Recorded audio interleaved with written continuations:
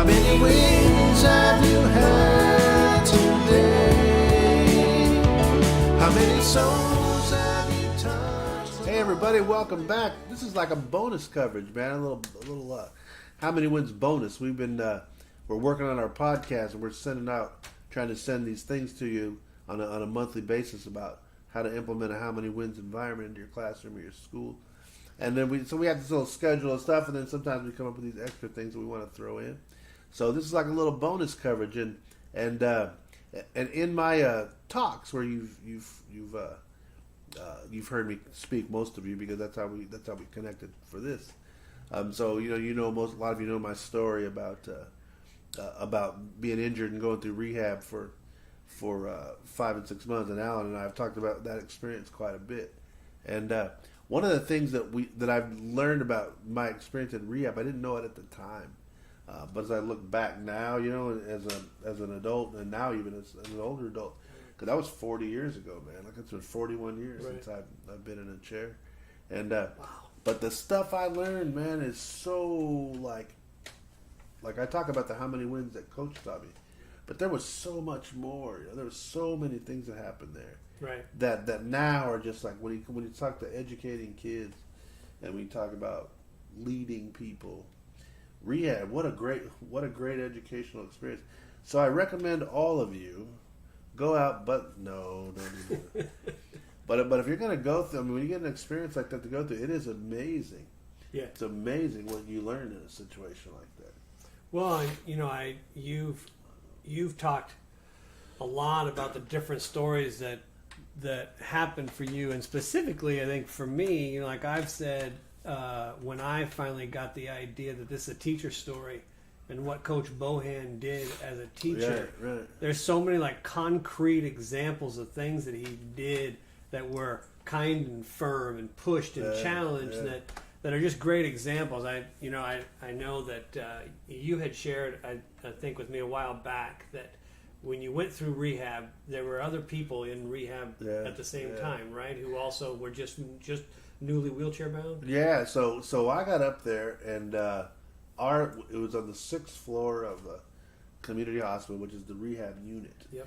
And so you get up there, and there's a lot of services up there, but the patient rooms, there were probably, there's probably 20 patients up in there, but some of those patients are come and goes. The long-term rehab guys, there was 7 of us. Okay. And all dudes,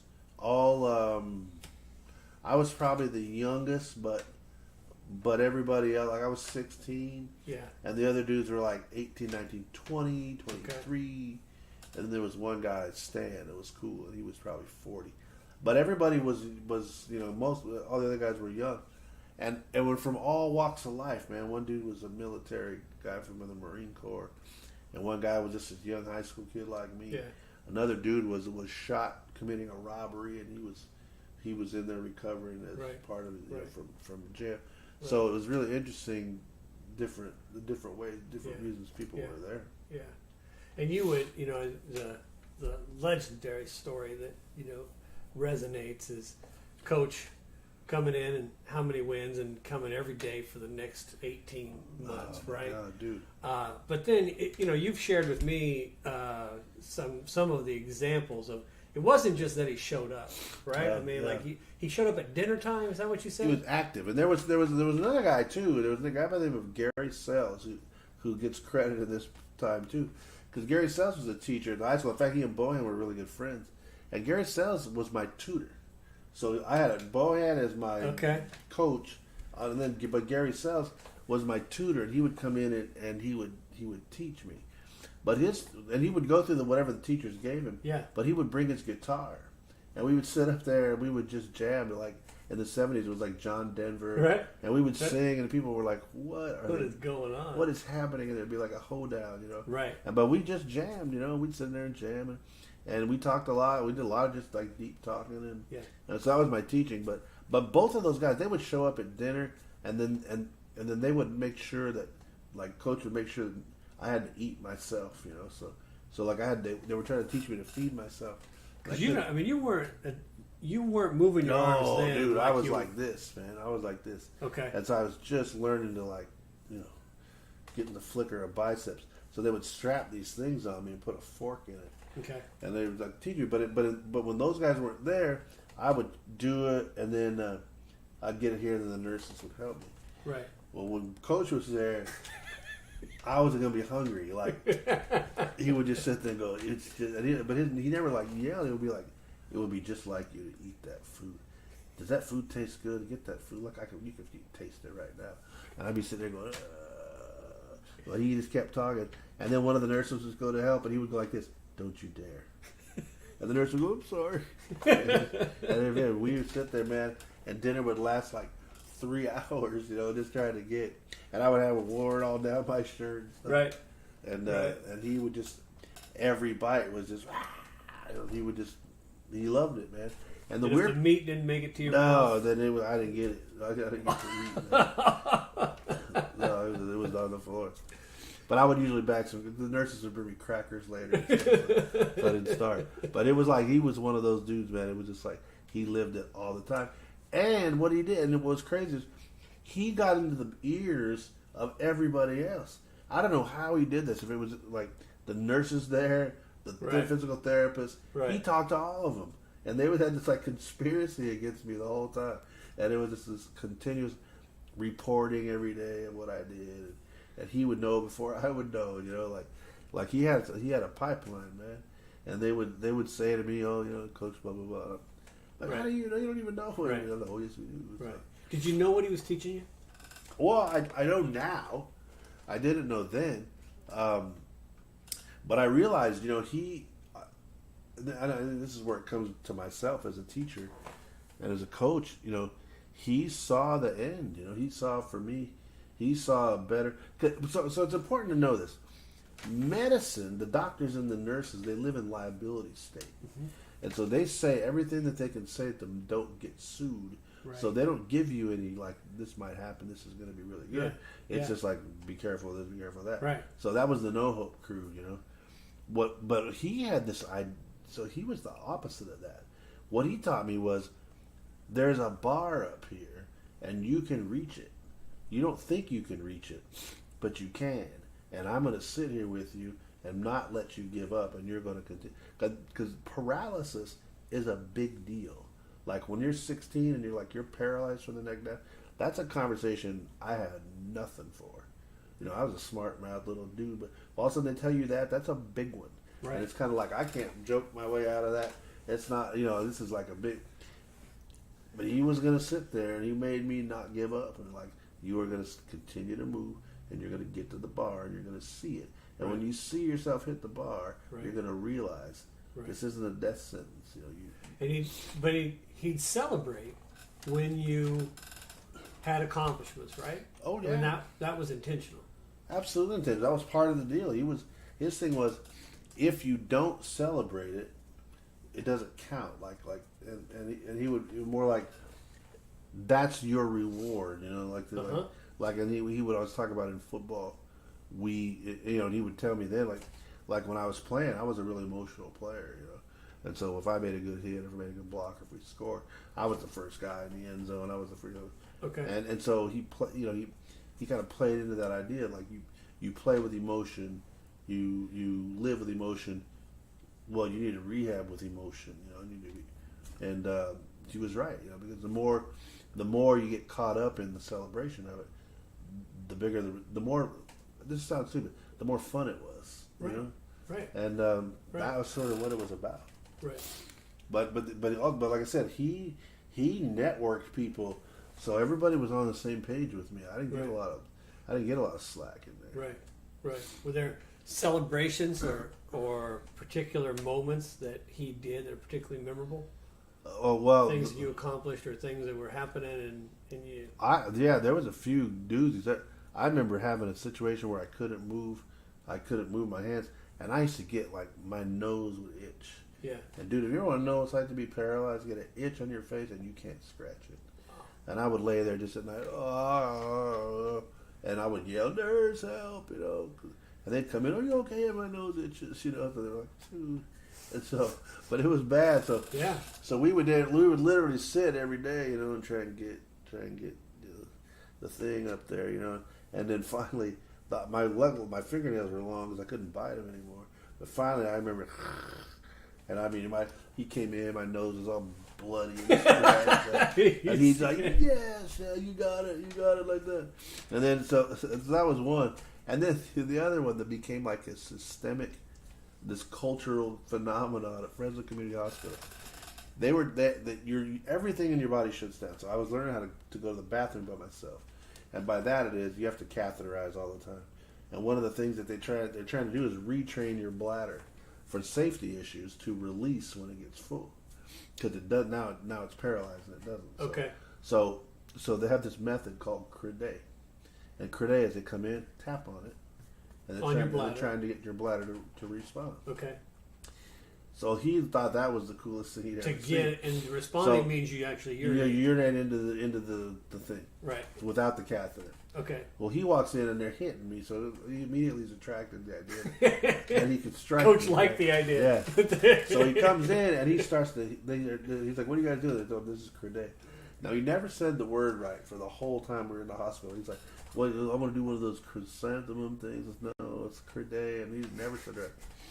But he would the nurses would over the time when they would Crede, they would literally get to the point where they would tell your coach, and then he'd call on the phone and they'd go, "Hey, we're Credeing," it's like, he became the Crede master, like the horse whisperer, he was like the Crede whisperer. Right. And so, but the funny part was he would do it and he wouldn't stop until he got some. Coach. And we would, because people were learning how to take care of him, and he right. didn't want him. But he would pound on it, and it just wouldn't. There was not. I mean, okay, not today. We're going to catheter. Oh no, we're going to sit here and pound on it until he goes. And he was just that dude. Just never would take no for that. And when it did, and we're back. And oh my god, the little squirt goes. And he was just so excited. It was the weirdest. Just to even say it now, I feel weird about it. It's the weirdest thing I've ever done to my life. But the dude just loved winning at everything it was, and whatever it was, he was just completely and real joy, unabridged joy, that it was successful. And the whole thing was just, I believed him. Yes. That it was going to be okay at some point. And look at all these little victories were piling up.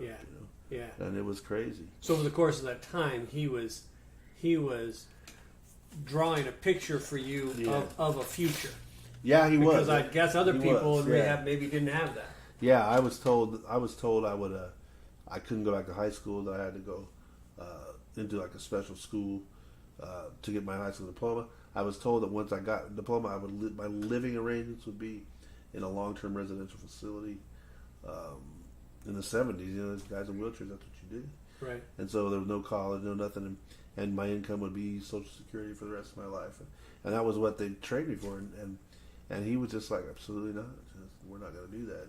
And he talked about college, he talked about family, he talked about all the American dream stuff, Mm-hmm. He was right. Painted a picture. And he was also a good role model for my friends, my teammates, because they followed his lead, and they came up and they were involved. And they would go down to therapy with me and scream and yell like we used to do in the weight room, Okay. Like we sit in the weight room and you're bench pressing and you're up there trying to max at 250 and everybody's screaming, ah. Yeah. Well, then all of a sudden my guys would be down in the physical therapy room at community hospital. God, and everyone's like, it's like there's a riot down here. Like, no, Jeff's doing, Jeff's learning how to just Jeff in the football team learn how to put his head up. Yeah, right. But it was like that. I mean, so everybody would just this whole network. Right. Take a village. You talk about take a village. Yeah. They had a village, and we were legendary at community hospital for that 6 months. They never seen anything like it. Right. And I don't think they've seen anything like it still. So he gave you a sense of a future, and he created a network of support. Yeah, he modeled it for others, and I think that was the key. And then when we left the hospital, it continued. It wasn't because, like I said, he taught it, but everybody learned it. And when we left there, it stayed to this day. It's one of those behaviors that we always did. And it's a salient point to this as we kind of wrap up this little segment. The salient point is, I was with 6 other guys, and I'm the only one that lived past 3 years. Wow. So, and that was the time. Say that again. So out of so 7. in the time frame, they were talking about the lifespan of people that got injured like me. Yeah. In 1977 was 4 years. So 6 other guys died within that first 4-year period. I was the only one that survived, and I've been now 41 years. 41 years. And there's no question. I mean, it's not even worth even a debate about it. The only reason is because he taught me, and a network of, he provided mentorship, right. positive leadership, right. and a network of people. Right. And that is what life is about. And you, in your presentation, talk all the time about what child in your class or your school is in triage right now. Yeah, there's a bunch. And that's our job, right? Yeah. Is to paint a brighter future for them and create a network of support. It is, and that's where I came up with the words "feel the love," man. Because feel the love for me was just a simple issue of building, restoring hope in people, and giving this unconditional love. Right.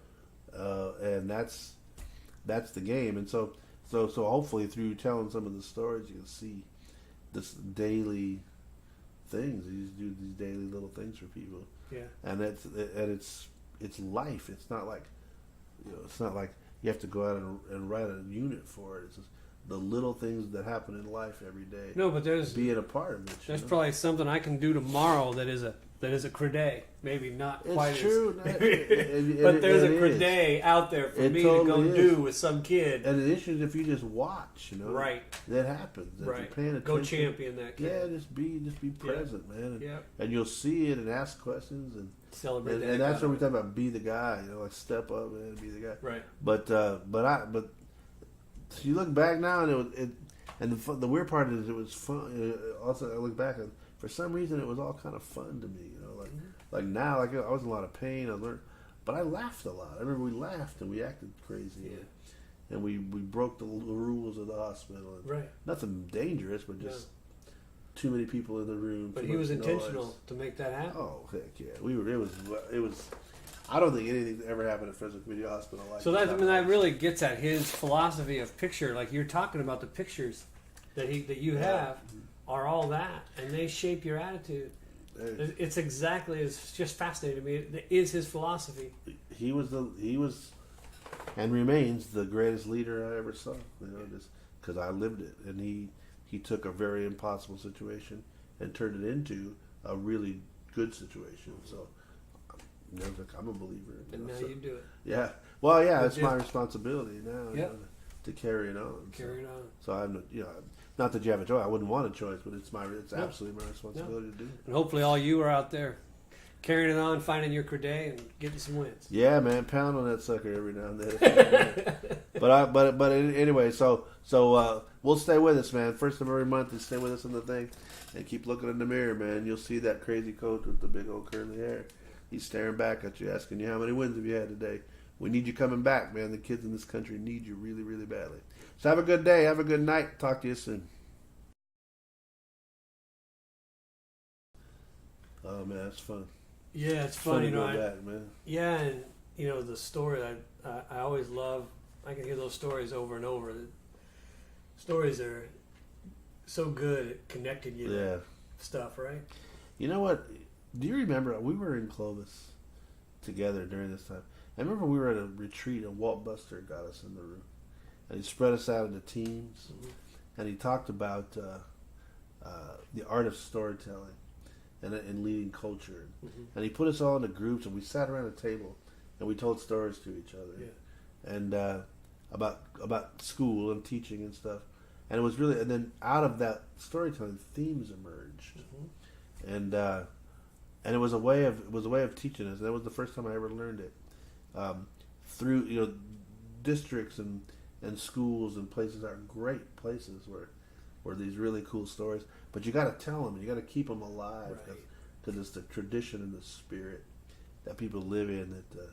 That when they start telling them, it builds up pride and stuff. Yeah. So I've always thought that. But going back on those stories in rehab, it's kind of funny because you look back and think, how do we get away with that? And then you realize the good it was. At the time, you're thinking we're kind of out of control. but you realize there's so much. Those stories are so good that they make you feel so much better. Right. And so I've tried to, I've tried to do it with staff. Probably didn't do it enough, but one of the things that we like to do, that I want to do in schools with people is really get people get administrators leading teachers in those stories, because I think people will find common ground. Well, we talked, we talked in one of our sessions about the reluctant, teachers, and you often, it's a veteran person, and getting them telling a story is a great way sometimes to engage them. Right. Have that teacher tell me about a time, or the teacher who says, "Well, that'll never work. We did that. Tell me about that." And get them telling their story. I think it's a way. It's a great way to connect with people. It's also a great way to learn. It is, man. It really takes some of those people that are a little bit like don't feel a part of it, and makes them a part of it, because they do represent a time where some of those young people weren't there and don't remember. Because every district's got its glory days. Every teacher had teacher had one. What they Absolutely. put them in a situation where they tell. It's a good thing, man. I say it just builds a little bit of camaraderie and a little bit of spirit. Yeah, that's the thing, man. And it's like good leaders, they make great stories, and the other thing is, but you get everybody else telling them, man. It's good for the soul, good for the culture. I feel better. Shoot, I have fun. Yep, it's good stuff. Yeah, man.